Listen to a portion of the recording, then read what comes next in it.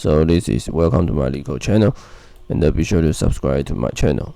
Okay, so this is called a value mountain array. So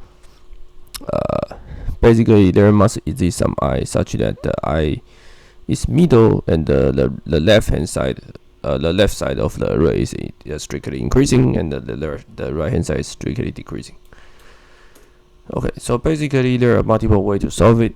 You can use the original the other Leetcode problem. Basically, so this problem can reduce to if you can check whether a array is strictly increasing. Then you just check each element in the list, and check the left is strictly increasing and the right is strictly decreasing.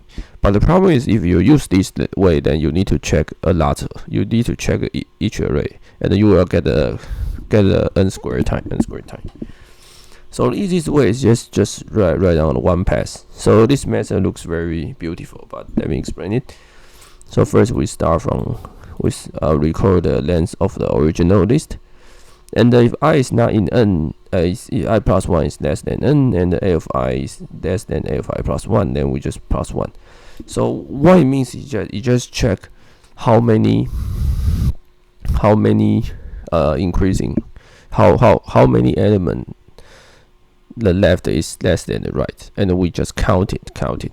Okay, so if I is equal to 0, that means there's no such element. Then we should return false. And if I is just equal to n minus 1, that means all the sequences are strictly increasing. So we should return false. Okay, so this is the first part.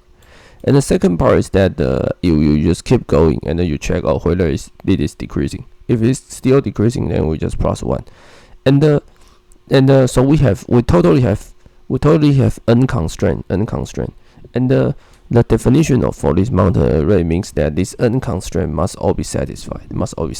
So finally we just check whether the I is just equal to n minus 1.